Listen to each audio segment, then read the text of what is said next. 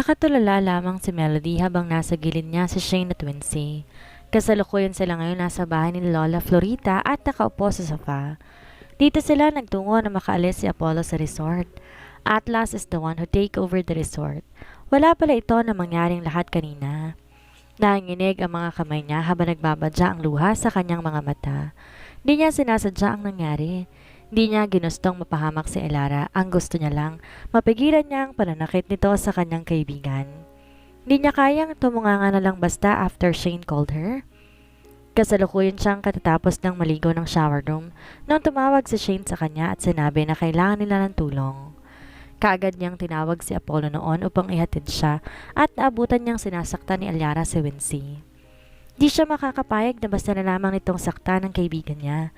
Pero ang mas masakit ay ang bakas na pag-aalala sa mukha ni Apollo na parabang nasasaktan ito, natatakot at kinakabahan sa posibleng mangyari kay Elara na parabang mahal niya ito at nakagawa siya ng malaking kasalanan.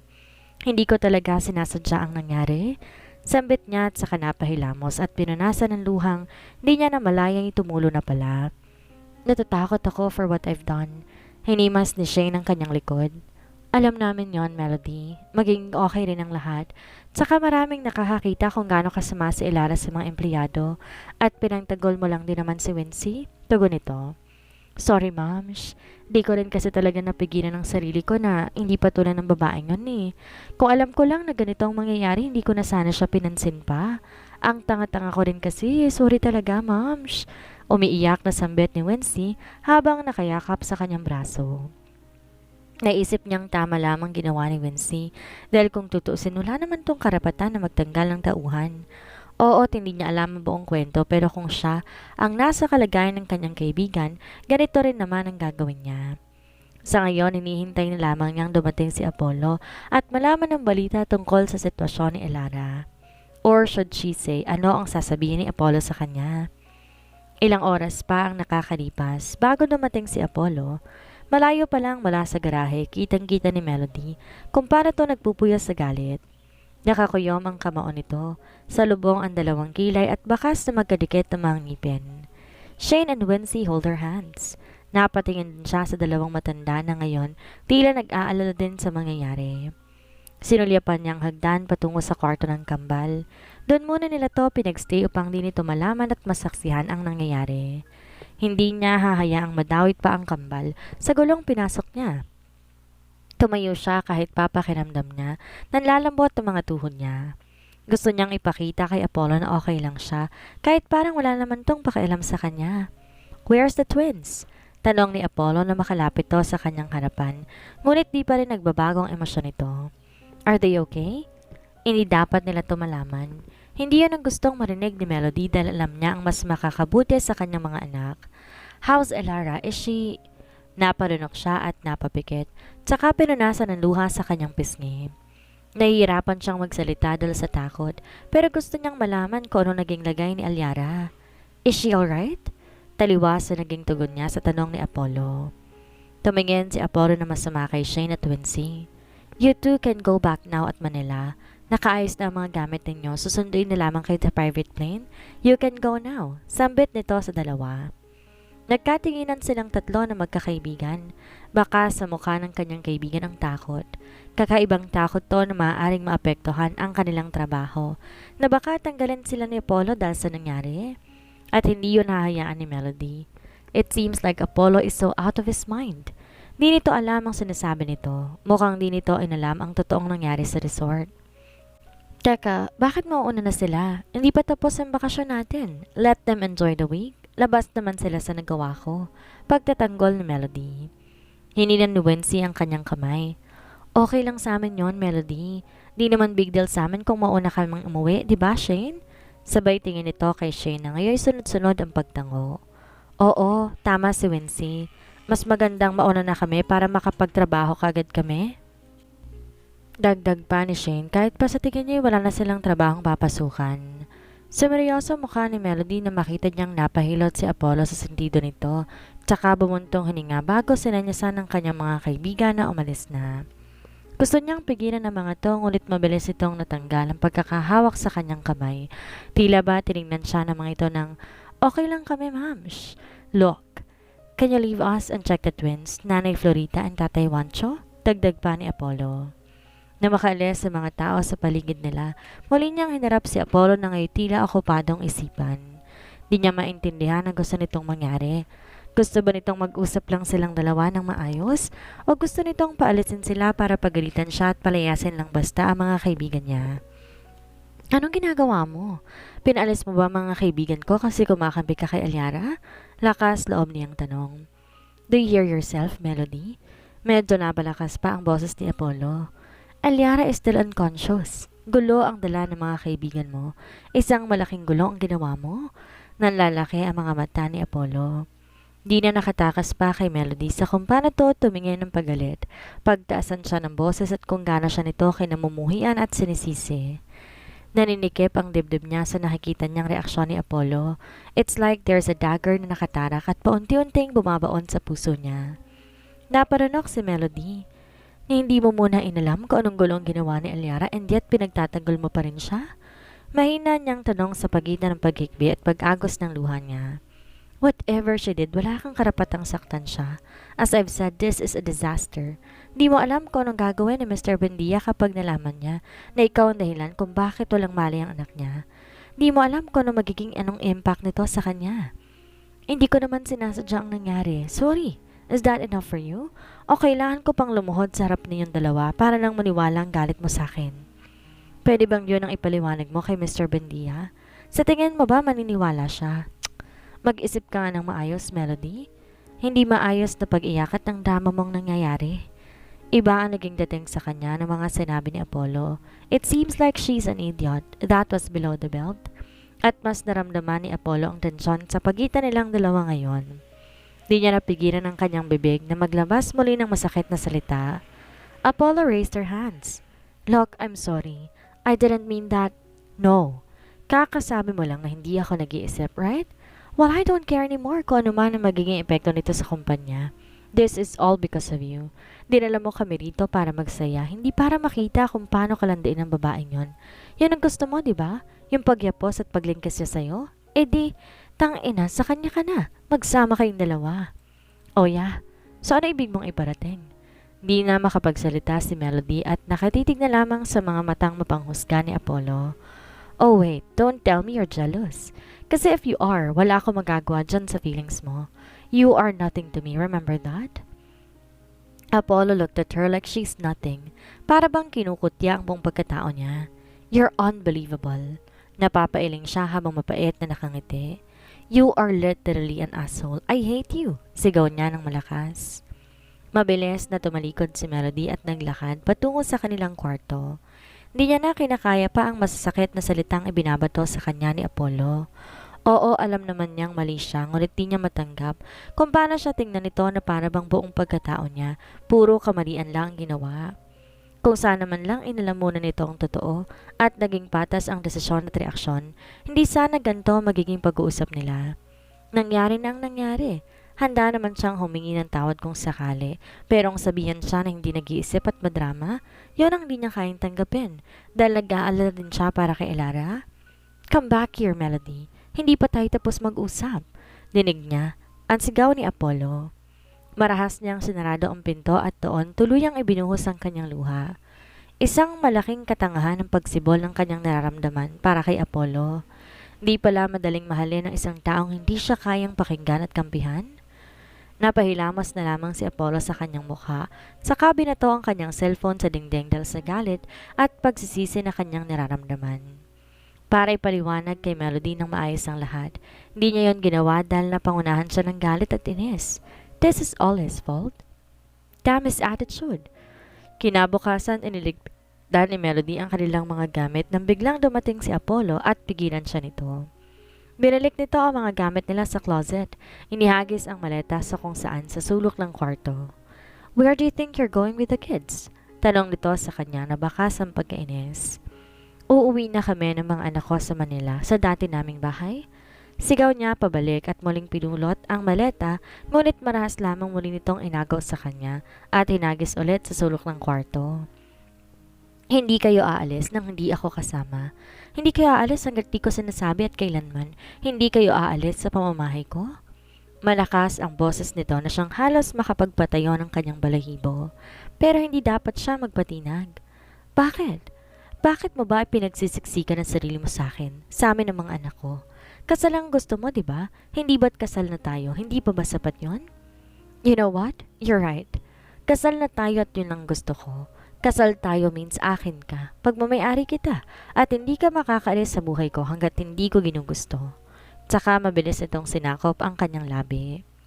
Di siya makapalag kahit papilit siyang lumalayo dahil hawak ni Apollo ang kanyang likuran. Pinagkahampas niya ito ngunit kaagad din na nahawakan ng isang kamay nito ang kanyang mga kamay at isinasalag. Hanggang kagatin nito ang ibabang labi niya, dahilan na mapaungol siya at naibukan niya ang labi. Mabilis nakapasok ang dila ni Apollo sa loob ng kanyang bibig. Para naman siyang nahipnotismo sa apoy na bibig nito at ng lasa. Unti-unti siyang nawalan ng lakas nang kusang tumugon ang labi niya sa mapusok na halik. Naging magaan ang pagkakahawak sa kanya ni Apollo at kahit siya'y nadala na rin at napahawak sa batok nito habang nakapikit ang kanyang mga mata. Hanggang maihiga siya nito sa kama at patuloy pa rin ang kanilang paghahalikan. Sa labi, sa leeg, patong sa kanyang dibdib. Alam ni Melody ang nangyayari, hindi niya yun gusto, pero gusto ng kanyang katawan. Maybe she likes it but not that much dahil alam niya kung ano lang siya sa buhay ni Apollo. Asawa lamang siya sa papel pero hindi ibig sabihin nun mahal na siya nito o may nararamdaman to para sa kanya.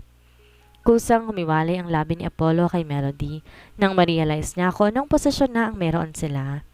Nadala siya ng bugso ng damdamin. Ayaw niyang umalis si Melody at basta na lang matapos ang araw na hindi sila okay. Alam niyang malaking gulong haharapin nila pagbalik sa Maynila. Kaya naman kahit papano gusto niyang maayos ang pagitan sa kanila ni Aliara. Sigurado siyang hindi sila patatawanin ni Mr. Buendia at gagawin itong lahat ng gusto ni Aliara. Well, kaya niya itong tapatan. Ang di niya lang gusto, madamay pati mga kaibigan niya at kaibigan ni Melody. Tinawagan na niya sina Epifanio at Luhan regarding what happened. Di niya hahayaang sama-samang babagsak ang kumpanya nila at di niya hahayaang makarating ang balita sa daddy niya.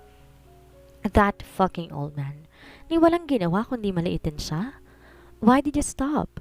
Umihingal na tanong ni Melody nang idilat niya ang kanyang mga mata. Magkatapat pa rin ang kanilang mga noo at nakatitig sa isa't isa. I can't. Alam kong galit ka sa akin dahil sa naging desisyon ko but please trust me. Kung okay ng lahat, we will start over. Mas masaya kung angkinin ka kung pareho tayong sigurado sa nararamdaman natin. Tugon ni Apollo at muling lumapat ang labi nito sa kanya at dinampian siya ng halik. Tumayo si Apollo, lumabas ng kwarto. Naiwang tulala, lutang, habang nakatitig si Melody sa kisame. That was mind-blowing. Konting-konti na lang, tuluyan na silang magliliyab sa apoy. Sa kanyang pakiramdam, tila pamilyar ang bawat halik at yapos ni Apollo.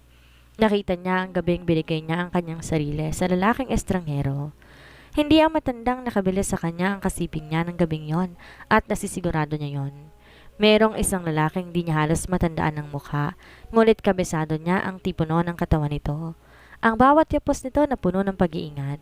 Ang halik na maiyahalin tulad niya sa kung paano humalik si Apollo. Napaisip siya. Ano nga kayang dahilan ni Apollo at bigla na lamang tong sumulpot sa buhay niya at gumawa ng paraan para mapapayag ang daddy niya na maikasal sila? Sino nga ba si Apollo Luxerio? Mabilis siyang bumangon, saka kinuha ang kanyang cellphone. She dialed her father's number, ngunit patuloy lang to sa pagre-ring. Nilokob siya ng takot sa hindi malamang dahilan, ngunit kaagad yung nawala na mag-text ito na nag-e-enjoy tong mag-golf kasama ng mga kaibigan.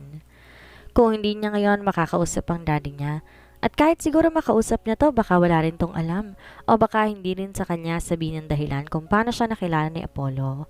Mas maganda sigurong siya na lang bahalang alamin at kilalanin ng lubos ang laking pinakasalan. Ilang minuto pa, bago niya naikalmang muli ang kanyang sarili. Naligo siya, tinawagan sina Shane at Wincy. Safe tong nakauwi sa Manila, ngunit nag-aalala pa rin sa magiging sitwasyon nila sa kumpanya. Sinabi niya na siya na ang bahala doon at aasahan na hindi sila matatanggal. Hindi niya yon hahayaan. Napagpasya niyang lumabas ng kwarto upang makita ang kanyang mga anak at makipaglaro sa kanila. Ngunit nagulat siya na makitang may dalawang lalaking naka-black suit at nagbabantay sa kanyang pinto. Napaawang ang labi niya dahil talagang pamilyar din ang ganitong scene sa kanya. Sino po kayo? Ano pong meron at bakit kayo narito sa tapat ng kwarto ko? Tanong niya sa dalawa. Nagkatingin na naman ang mga ito. Inutos po sa amin ni Mr. Luxerio na bantayan namin kayo at wag hayaang mawala sa paningin namin dahil baka raw po tumakas kayo. Tugon ng isa. She chuckled. Bantayan ako? Ganon? Ganon ba siya kasigurista? What the heck? Where's Apollo? I want to talk to him. Pakiramdam ni Melody umakyat ng kanyang dugo sa kanyang batok. Ang sitwasyon ngayon para silang preso na kailangan bantayan. Siguradong magtataka ang mga bata dahil sa sitwasyon nila ngayon. Mr. Luxerio is not here. Hindi po niya ipinaalam sa amin kung saan siya pupunta. Sinong kasama niya? Sumakay po sila ng yate kasama ni Miss Eliara. Napaawang ang labi ni Melody at parang bomba sa kanyang pandinig ang sinabi nung nagbabantay sa kanya. Magkasama sila ngayon sa dagat habang sakay ng isang yate. And take note, silang dalawa lang. It's like they're having a honeymoon or date or whatever it is. Habang sila ng maanak niya ay nauiwan dito na parang preso. How sweet they are! Ines na pumasok si Melody pabalik sa loob ng kwarto. Hindi niya hahayaan na makulong lang siya rito at walang gagawin kung hindi hintayin si Apollo. Di na siya natutuwa pa sa nangyari sa paikot-ikot niyang sinasabi. Start over pala ha? Malaglag sana siya sa yating sinasaka nila. Sigaw nito at saka ginulo ang buhok.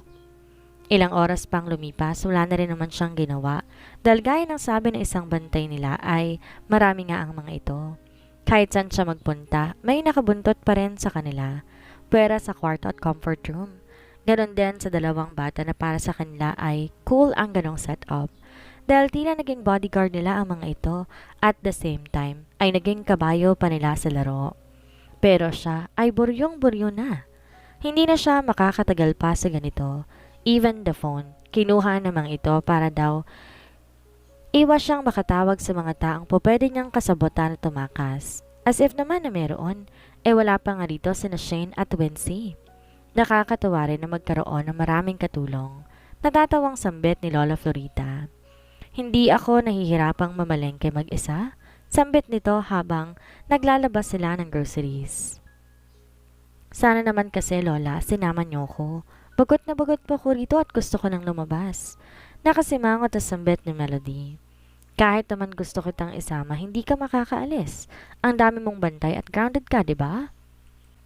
Lola Florita, hindi po ako grounded. Sadyang siraulo lang po si Apollo, kaya niya naisipan na pabantayan ako. Asos, kayo talaga mga kabataan, puro kaartehan, hindi na lang daanan sa tsuktsakan na matapos ng tampuhan. Napangiti ako sa sinabi nito. Tsuktsakan po? Kaldagan? Kanton? Gustong mo magkanton, Lola? Natataranta niyang sambit. Talagang pinutol niya na ang sasabihin nitong salita. Magluluto ako kung gusto niyo po. Asus, palusot ka pa. Huwag ka nang mag-abala pa. Okay? Kantunan ang sasabihin ko. Para namang nakaligtas si Melody sa salitang medyo asiwa. Lola naman eh. Sabay napatakip si Melody sa kanyang tenga habang natatawa si Lola Florita. Mula sa refrigerator ay naglakad si Lola Florita patungo sa pwesto niya na nasa dirty kitchen habang naghugas siya ng prutas. Nakabalatay ang nakakalokong ngiti sa labi nito, habang si Melody naman tila hindi alam ang gagawin. Alam mo, para kang bago. Bulong nito sa kanya na mapalapit dito. Ako nga palagi kong inaaway ang lolo Wancho mo para lang madaligan ako. Nanlaki ang mga mata ni Melody habang natatawa naman na mahina ang matanda. Lola, seryoso po ba kayo? Kaya niyo pa po ba? Hindi pa po kayo nahihirapan? Parang hindi niya mapaniwalang tugon. Hay nako kambata ka. Aba, syempre kaya ko pa. Sex is the best exercise. Dapat alam mo yan. Para bang pagalit pa nitong sambit sabay hampas sa kanyang balikat. Hindi niya kayang sabihin na halos 4 na taon siyang walang dilig at nagpapaligaya sa gabi niya. Samantalang tong matandang nasa tabi niya halos araw-araw yata. Oh, pati ka makapagsalita. Kantsaw muli sa kanya nito. Ayaw naman niyang magsinungaling pero ayaw din daw naman niyang mapahiya. Tiyak na marami tong tatanong kung sasagutin niya ng totoo ang tungkol sa bagay na yon. At kapag nagsinungaling naman siya, baka naman asarin siyang lalo nito. Naiilang po ako sa topic natin, Lola. Para kasing hindi natin dapat pag-usapan. Natural lamang ganitong usapin, alam mo ba, na ang lalaki hindi yan makakatiis, na hindi maglabas ng kanilang, alam mo na, sa loob ng isang linggo. Kadalasan araw lang pagitan, lalo na kung may katabi silang sexing babae. Para na naman tong pagalit kung magsalita. Kaya ang mga babaeng nakasiping ng lolo wancho mo, kagad kong binalaan na huwag nang lalapit sa kanya dahil tiyak, ibabaon ko sila sa lupa. Kaya ikaw, ingatan mo ang asawa mo. Kung gusto niyang maglabas, abay galingan mong gumiling bago hanapin sa iba. Ay! Gulat na tura ni Lola Florita sa huli.